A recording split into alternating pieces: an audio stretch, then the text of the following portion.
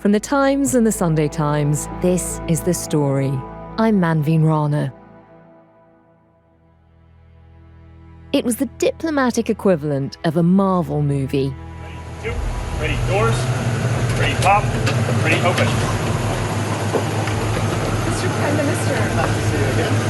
How are you? Mr. Secretary. Is it okay? You look marvelous.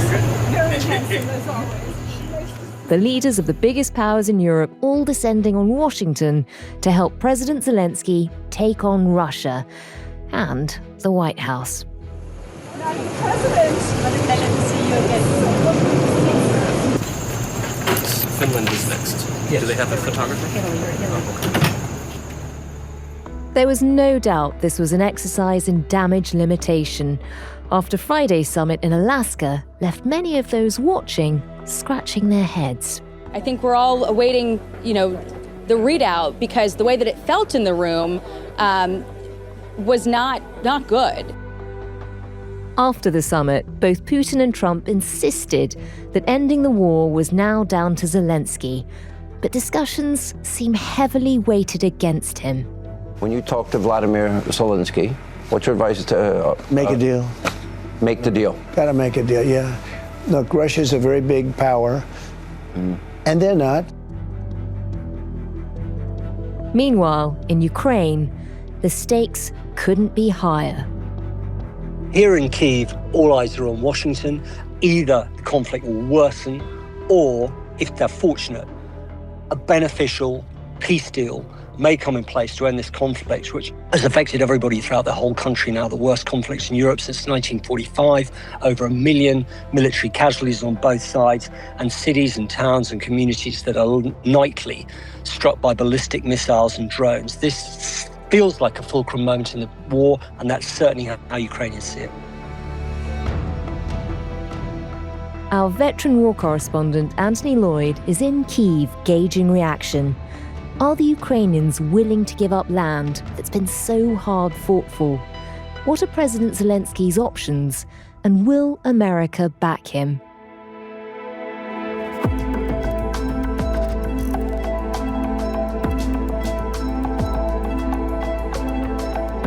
The story today. Has Trump already handed victory to Putin?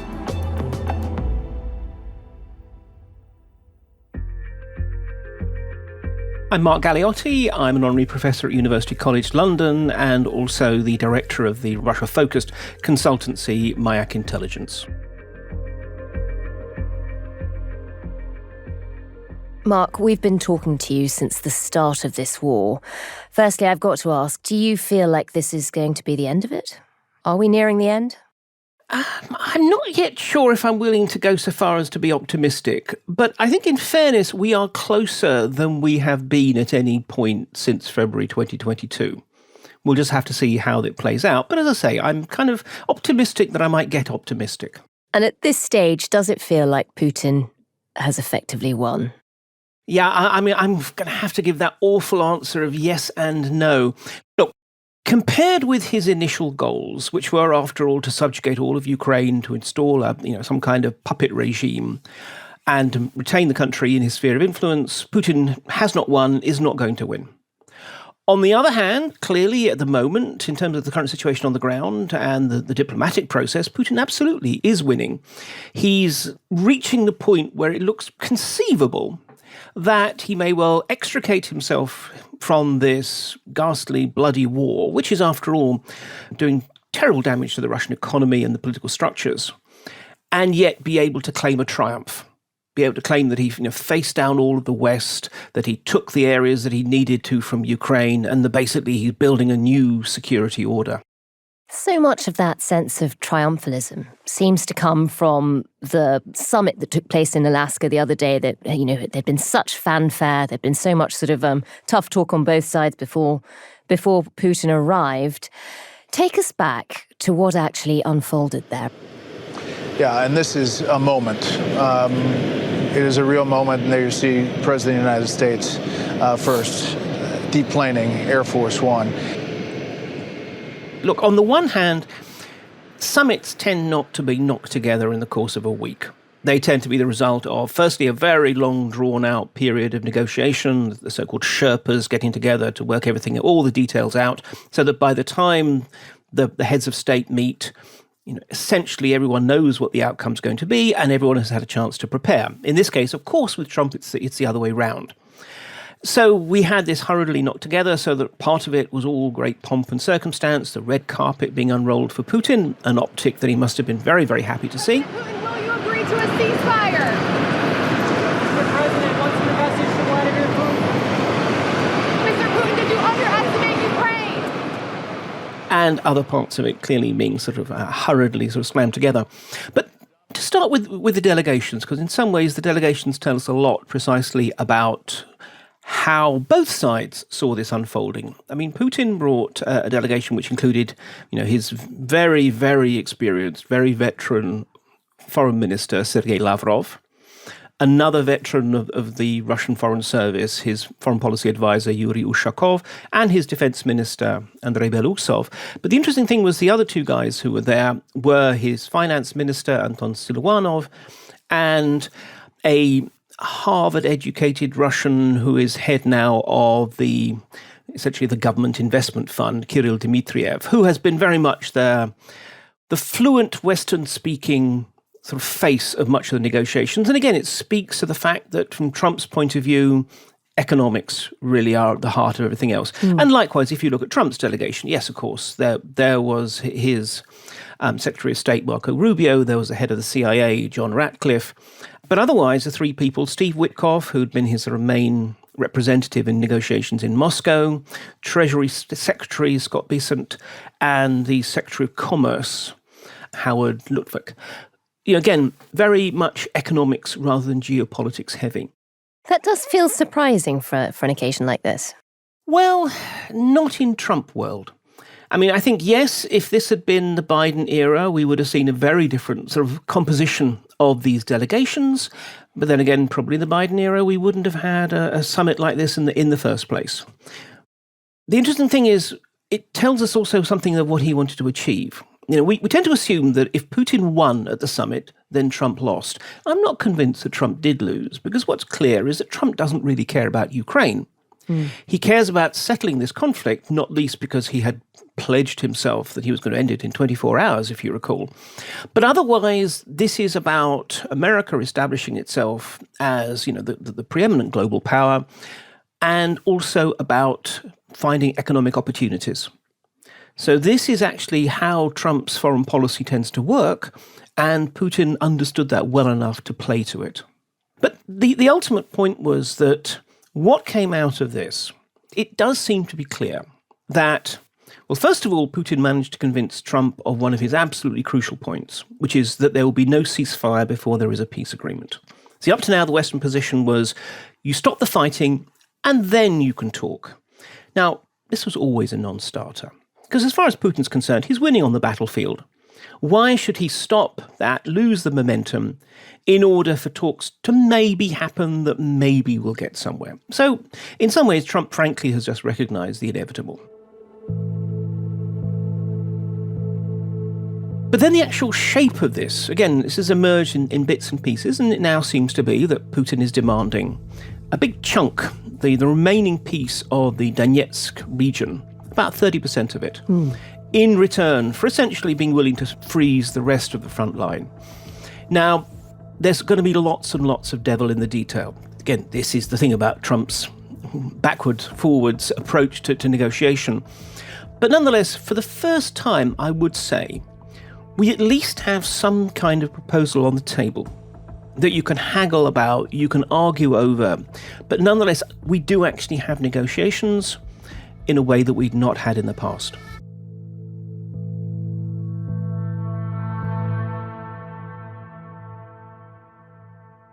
And Mark, I know you've been watching the Russian media since this summit happened. I mean, how has this gone down? What's the reaction been out there? Do they see this as a big triumph? Absolutely. The interesting thing was before the summit, there was a lot of expectation management going on.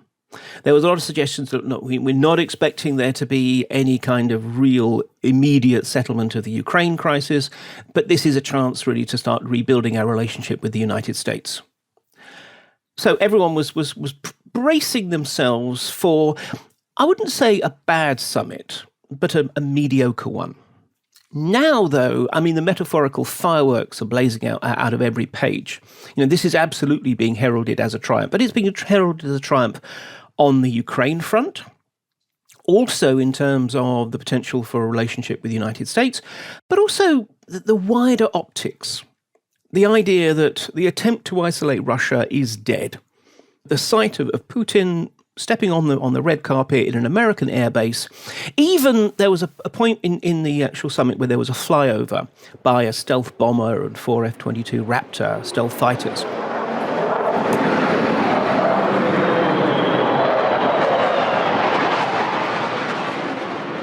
Which some people presented as a kind of American flex, an attempt to intimidate him. That, to the Russians, is actually a sign that the Americans are basically treating this like a full-blown state visit. Oh, wow. So I think from their point of view, they are very happy. And, just talking to Russians since then, the number of them who are actually wondering now whether or not the days in which they couldn't fly directly to Europe and that their bank cards wouldn't work and all that kind of thing because of sanctions, they are already beginning to wonder, well, at what point is this going to pass? And that is remarkable. As you say, there was a lot of expectations management before the summit started. There was talk of increased sanctions, potentially, if the summit didn't go to plan, if there wasn't a ceasefire. Instead, there isn't a ceasefire, and people are already thinking that Russia is coming in from the cold. We've had news coming out over the weekend with leaks, accidentally leftover papers in printers from some of the State Department. There were plans for a big, lavish lunch. Didn't happen. The press conference, Vladimir Putin began speaking before Donald Trump could get a word in. Ladies and gentlemen, the President of the United States of America and the President of the Russian Federation. Mr. President, ladies and gentlemen, our negotiations have been held in a constructive atmosphere of mutual respect. There were no questions. This didn't quite go to plan for them, did it? No, and to be perfectly honest, Trump did seem quite tired. And okay, so he's 7 years older than Putin, but Putin had come from a long flight from Moscow, stopping off in Magadan in the Russian Far East. But nonetheless, Putin clearly was the one who was essentially leading the event, not just the press conference, but, he looked much more vigorous when they were meeting on the red carpet. He sort of hopped in to share a ride in the Beast, the presidential limousine. And the suggestion is, and it's just a suggestion at the stage, but in fact the reason why it was cut short was, well, from Putin's point of view, he had got the elements, the framework already in place that he wanted, and that, frankly, Trump was exhausted and didn't really have it in him for, a further round of talks and a posh dinner and all that kind of thing. So I think in that respect, yes, the optics and the substance both very much coincided to paint Putin as a successful one. And the fascinating thing is, you mentioned that in the press conference, it wasn't really a conference. Putin got in first. He also had the last word. There is this nice point that, Putin wouldn't be Putin without a bit of snark. So even while he's being terribly nice to Trump, right at the end, when Trump sort of talks in vague terms about a future meeting, Putin jumps in, speaking in English. He doesn't really speak much English, but he clearly speaks the stuff that he needs to. President, I'd like to thank you very much, and we'll speak to you very soon and probably see you again very soon. Thank you very much, Vladimir. Next time in Moscow. Oh, that's an interesting one. I don't know. I'll get a little heat on that one, but... Next time in Moscow? Very much putting Trump on the spot. Yeah. And again, it's that little kind of dominance games that Putin tends to enjoy. And the fact that he felt comfortable enough to be able to do that with Trump, again, suggests that he generally was very happy with how things had gone.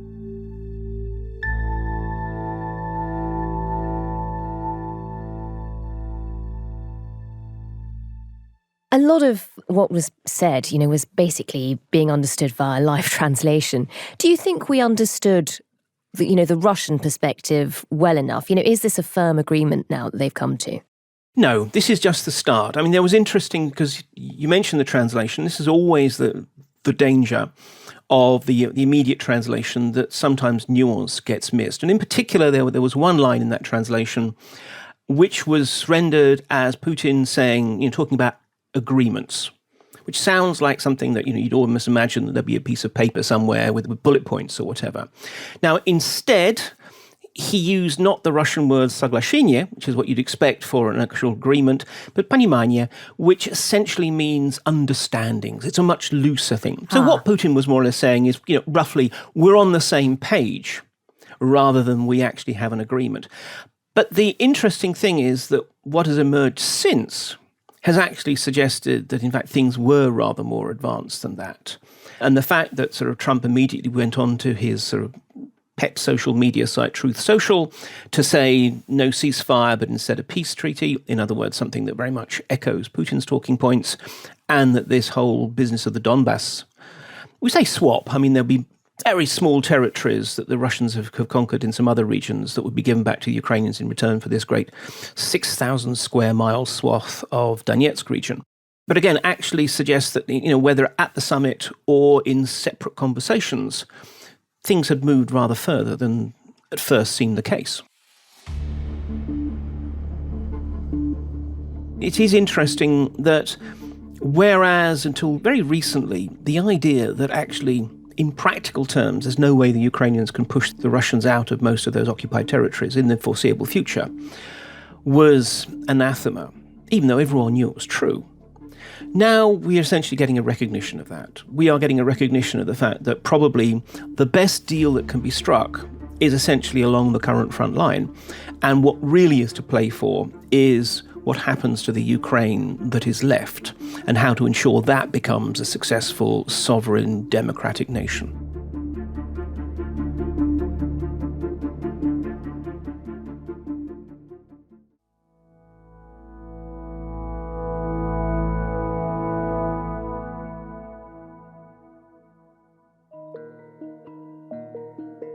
I'm Anthony Loyd. I'm a special correspondent for The Times, and I'm in Kyiv. I'm in the back of a car in Kyiv, outside a laboratory, making prosthetic eyes, prosthetic skin for soldiers without faces. You were there on Friday after this big summit in Alaska. What are people talking about? It's all eyes on Washington, and there is an understandable degree of, I would call it, anxious defiance. They're just very concerned that as a result of the Alaska meeting between Trump and Putin on Friday, when Trump seemed to pivot away from ceasefire option and go straight to saying they were close to a full negotiated settlement, that Ukraine might be cut out of the deal in some way or placed in a really disadvantageous situation. So there's a lot of anxiety, particularly now we've heard talk from the Americans that, we're talking about land swaps, and it seems that sources that came out and spoke to Reuters a day after the Alaska meeting said that Putin was asking for the Ukrainians to hand over all of the section of Donbas that the Russians hadn't already captured. Now, it's a lot of territory, including strategic heights. So there's a lot of concern. The other issue which is really concerning them is not just the handover of territory, but also what security guarantees they may get in the case that these talks proceed. Well, and we'll talk about territory in a moment. Before we do, though, as you say, on Friday at that Alaska summit, we were told beforehand that everything was dependent on there being a ceasefire. Otherwise, it was sanctions. There was real trouble for Russia. That didn't happen. Although we are now supposed to be talking about how this war ends, in the meantime, people are still dying in Ukraine. Just give us a sense of what does it feel like out there? Well, the war continues. The war continues out east, and, really heavy fighting around Pokrovsk, which is this mining town, large town in the Donbas region. Pokrovsk is actually also the center to one of the main, or the main, coking mine, which is essential for the country's steel industry. Now, that coking mine hasn't operated actually since December last year, early January this year, but it's been heavily fought over. It's still being fought over. Fortified cities like Konstantinivka and Kramatorsk and Slovyansk are under sporadic fire, and the front line's not that far away. Russia's made more gains in the last couple of months than it made in the first 5 months of the year. Ukraine is in a position of slow battlefield defeat. And, hundreds of Ukrainian soldiers are being killed or wounded every week. Likely that thousands of Russian soldiers will be killed or wounded every week. The war is very much in full throttle out in the east. Now, that's not altogether surprising, because if you look back on peace negotiations to end war, it's not always that a ceasefire will precede negotiation and settlement. It's natural that the Ukrainians would want a ceasefire first because they're in the position of slow reverse on the battlefield. But if the positions were changed round and it was the Russians who are in slow reverse, then the Ukrainians wouldn't be keen on a ceasefire. And you talked a bit about the battlefield and the front line. I mean, just paint a little mental map for people. A lot of this is now concentrating on what the future of the Donbas region. Firstly, why is that region so strategic? Why will it matter so much to Ukraine if it has to give it up? The Donbas was originally Ukraine's eastern industrial heartland.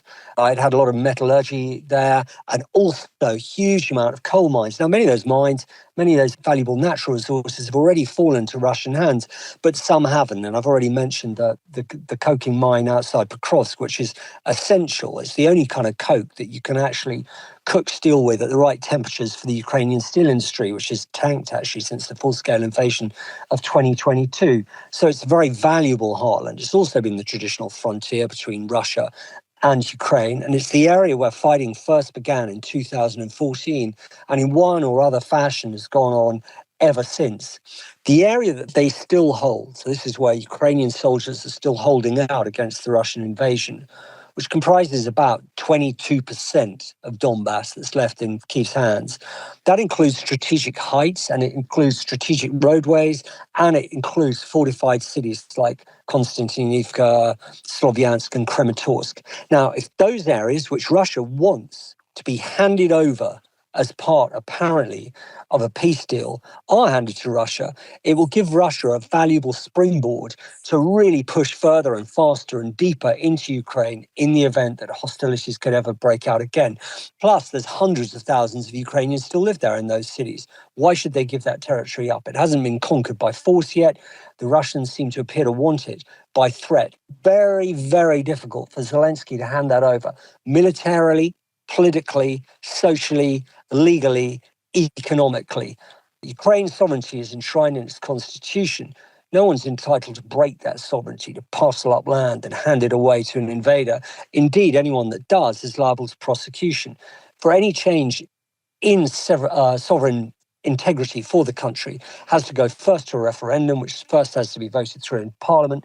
Very, very unlikely for that to happen. So there's a lot of reasons. It's not just about pride. It's not just about symbolism. It's not just about the thousands and thousands of Ukrainian soldiers killed or wounded fighting for Donbas. There's also some really hard practical and legal reasons why it'd be difficult to hand any section of the Donbas over to the Russians, which hasn't already been taken by force. That is such a useful explanation. So it's really that 22% of the Donbas, which is incredibly difficult for the Ukrainian government to hand over at this stage. You mentioned the constitution there. Just very quickly, explain why that will prevent an easy transfer of land, and is there a way around that? So we've just discussed the area of Donbas which Russia wants that it hasn't yet got.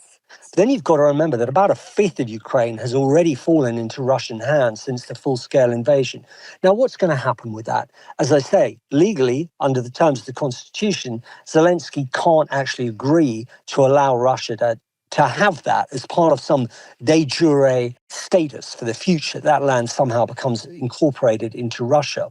However, there are other ways that land could be the focus of a settlement. There could be a kind of de facto allowance of Russian administration in those areas, much as with Donetsk and many parts of Luhansk, and certainly the city of Luhansk, since 2014. These are cities in the Donbas which Russia took over through its proxies and then its own intelligence services and regular forces in 2014 and subsequently, which are now administered by Russia without actually being recognized as Russian territory by anybody else other than Russia.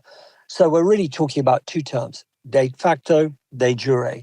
De facto essentially means the reality of the situation, de jure, the legal situation.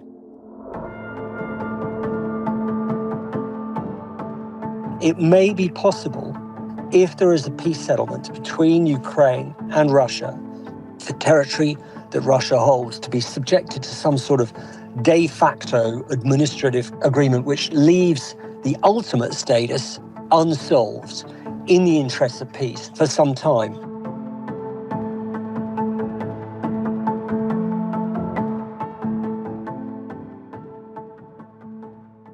And Anne, what's the feeling on the ground? Are people willing to cede any territory to Russia? Is there an understanding that in order for this war to end, something will have to be given up? There are mixed feelings. All around, there seems to be a loathing for Russia. There seems to be an awareness that it's very unlikely that Ukraine will ever get back Crimea and will ever get back territories in Donbas that it lost in 2014. So there is a sense of realism there. But there is also a sense that Russia should not be allowed to keep territories it has seized since the full-scale invasion. And there seems to be real hostility towards any sense of Russia being given territory which it hasn't yet conquered by force of arms. So there's different feelings about different areas of territory, but it's such a political hot potato for Zelensky at the moment that were he to hand over areas of Ukraine or attempt to hand over areas of Ukraine that hadn't yet been seized by Russia in any deal, you might find the civil unrest. I mean, feelings really, really run high here. Politically, it would be hugely divisive, socially very divisive. It's unclear whether the military would obey in total an order to pull out of the Donbas heartland, which they're protecting, the area where hundreds of thousands of Ukrainians still live. The only way to get around that, if Ukraine was given a really strong incentive, such as really strong Article 5 type security guarantees, Article 5 being the NATO clause, which is a one-for-all clause, meaning that if any member is attacked, it's beholden on the others to some extent to respond in their defence. I think one element which is really, really important to remember here, and this would ultimately be a definition of success or failure, either for Moscow or for Kyiv, for Putin or Zelensky, depending on which way round it went. It's not all about territory. It's really not all about territory. Some of it's about territory. But if there was a final settlement that ended the war, and after that, Ukraine appeared with its sovereignty, its liberty and its security. And by its security, I mean with a large army of its own, with security guarantees by its Western power allies, then Ukraine could consider itself to have fought a very hard, a very tough defensive war from which it emerged on top, if it ended up in the Western sphere of influence. If there's a deal that involves with a kind of runt army for Ukraine, without its own clear, inviolable sovereign identity for the future, with its liberty curtailed, with a government that's partially of Russia's choice, and it ends up in the sphere of influence of Moscow, then it has decisively lost.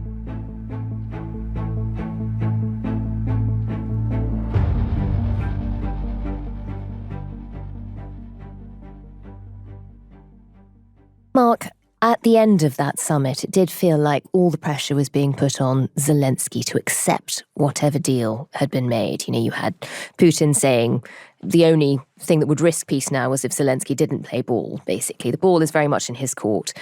What levers does he have left to argue for keeping more of Ukraine's territory than will probably be put to him? Well, the bottom line is he can just say no. I mean, it doesn't matter on one level quite what Trump says the deal should be. Ultimately, it's the Ukrainians who are going to decide whether they keep fighting and whether they keep pushing. Now, obviously, in that context, it's a lot harder to actually turn around to say flatly no to Trump, because even though the Americans have already scaled down a lot of their assistance to Ukraine, there is a lot more that they could do. And a lot of it is behind the scenes stuff. For example, intelligence sharing. You know, a lot of the long-range strikes, very successful long-range strikes that the Ukrainians have been launching against Russian oil refineries and the like. it's unlikely they would be anywhere near as effective if they didn't have targeting information being provided quietly by the Americans. So there is still a lot to lose. So on one level, Zelensky can simply say no. But on another level, again, I think that we're already beginning to see him shifting his basis, rather than just simply assuming that he can make this moral case that, look at the Russians, they're killing our children, how could we possibly reward them? Instead, it's going to be about, well, what kind of a deal can be struck? I think Zelensky ultimately has to appreciate that unless he's willing to just basically run the risk of losing American assistance full stop, and having to rely purely on the Europeans, that essentially he has to go with the flow and really take the opportunity precisely to paint a picture of what a successful Ukraine could be like for America's benefit. Because there are all sorts of ways in which actually a successful, prosperous Ukraine would be a wonderful partner for the United States. But that's what he has to sell. In some ways, he's having to play the real estate game.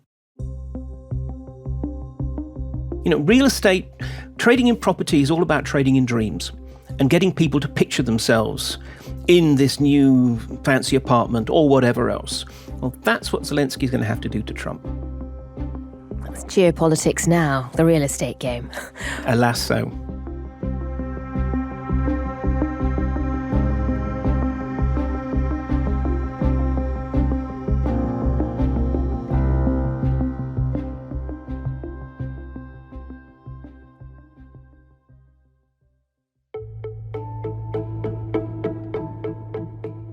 That was Mark Galeotti, director at Mayak Intelligence, and earlier you heard from The Times special correspondent Anthony Loyd. You can follow all of Mark's analysis and Anthony's latest dispatches from Ukraine at thetimes.com with a subscription. This episode was produced by Taryn, Siegel and Edith Rousselot. The executive producer was Kate Lamble, and sound design and theme composition were by Mal Lassetto. If you have any thoughts on what you've just heard or what you'd like to hear next on the podcast, then do drop us a line to thestory@thetimes.com. Thanks for listening. See you again soon.